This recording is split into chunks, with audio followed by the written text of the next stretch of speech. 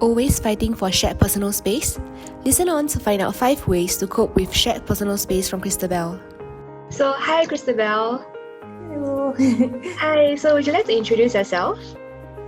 Hi everybody, so my name is Christabelle. I am from Silver Ribbon, Singapore. So I've been with Silver Ribbon for about 2 years. So for those of you that don't know much about Silver Ribbon, I'll just share with you a bit about our services. So one of our primary services is actually us giving complimentary emotional support. So one of the reasons why we are doing this is because seeking help for mental health in Singapore can be quite expensive. So we would like to address that particular barrier and offer free counseling services for people that require basic emotional support. So they can come to us about anything. It could be a mental disorder, it could be dealing with stresses, and then we do have the session so that they can talk about their issues. Yeah, so that's one of our services.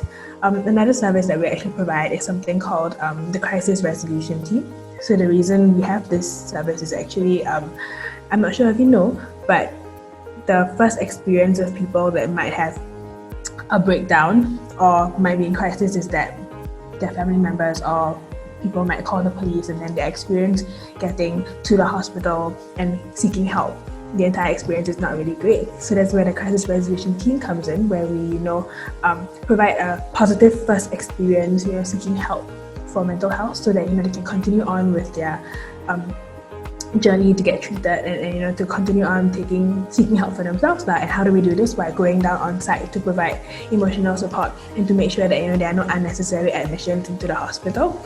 And lastly, we do things like this, where we have talks and workshops just to raise awareness about mental health, and even have outreach events. So it's all about advocacy work. But yeah, so that's a bit about Silver Ribbon. Right, thank you so much for sharing. So today we'll be talking about 5 ways to cope with shared personal space, which is very important, I guess, because during this period of time, we spend a lot more time sharing the same space with our family members or roommates, right? So what are the 5 tips you have for us today? Yeah, great. So today, right, like what you said, Jesslyn, is really important topic to talk about, because it's really hard to find space for yourself, especially when you're living with your family. So one thing that I could suggest, one of the 5 tips, is to isolate yourself as much as possible, because I know it's not going to be completely possible to be alone in your house, especially if you don't have your own room. So just finding a space in your house where you can be as secluded as possible. It could be a corner in your house, it could be in the kitchen, it could be a part of the living room where it might be quieter, there might be less people around, less noise.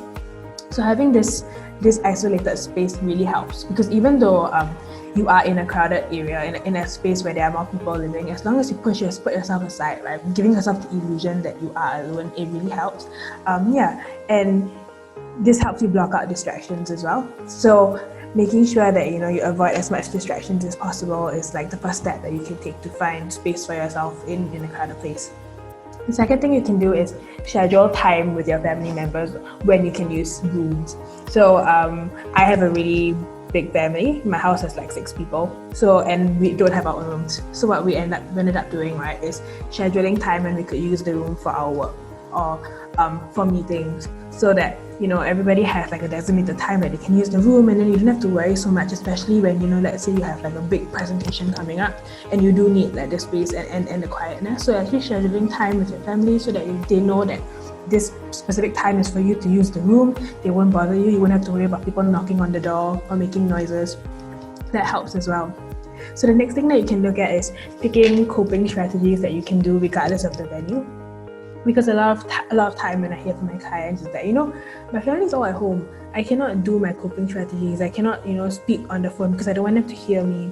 And there's not much I can do within my house. So I think something that you can choose to do is to actually pick strategies that do not have to involve you.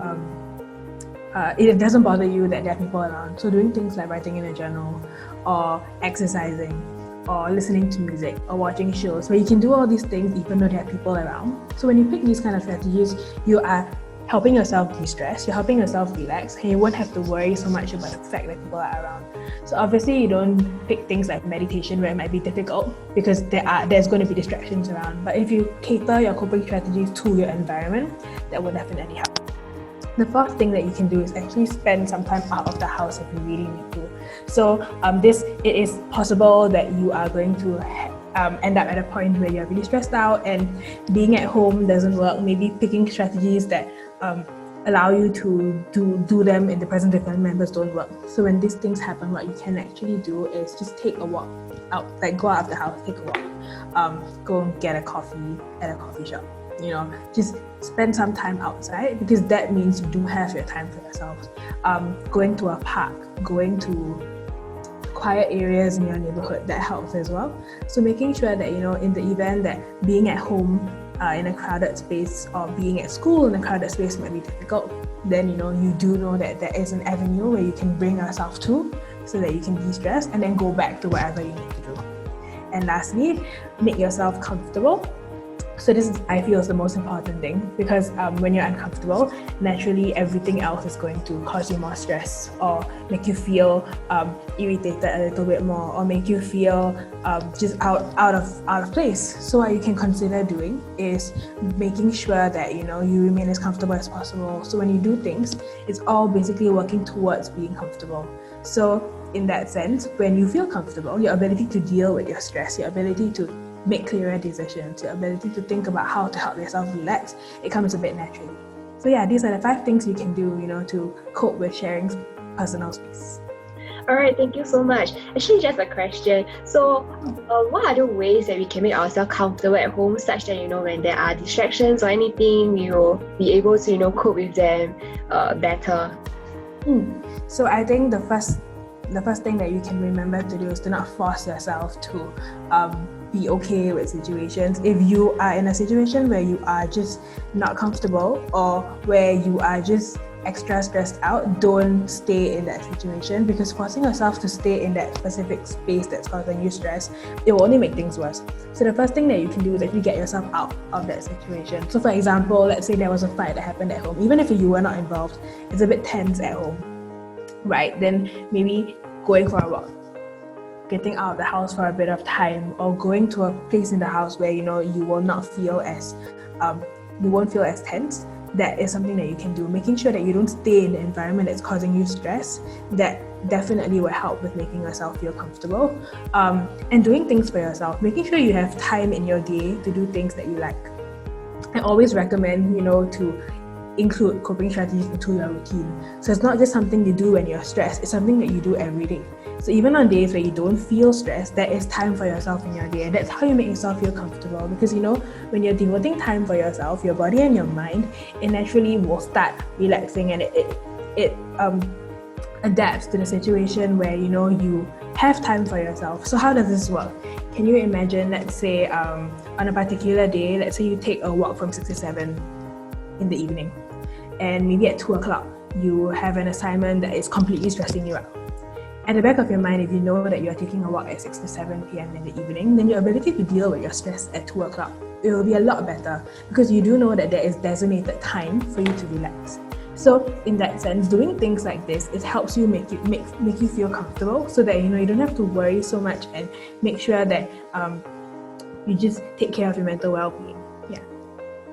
All right, thank you so much. I think it really helps to remove oneself from the situation, and also having to constantly practice self-coping skills. It actually helps, even especially when we experience distress and stuff like that. Yeah, so thank you so much, Christabelle. We will see you next week for the next Keep It series. Yeah. All right, thank you. In conclusion, here are the 5 ways you can cope with shared personal space. Isolate yourself as much as possible. Schedule time with your family members for access to rooms and other areas of the house. Identify coping strategies you can use anywhere, such as listening to music instead of meditation. Spend time out of the space if you really need to, such as taking a walk, and make yourself comfortable. As we are slowly returning to school or office, the new normal begins. Join us for the webinar on post-COVID-19, the new normal, as we discuss about adjustment and readjustment, fear and anxiety over COVID-19, and job hunt stress and worries. Click on the link or scan the QR code to register now. See you next week. Bye-bye!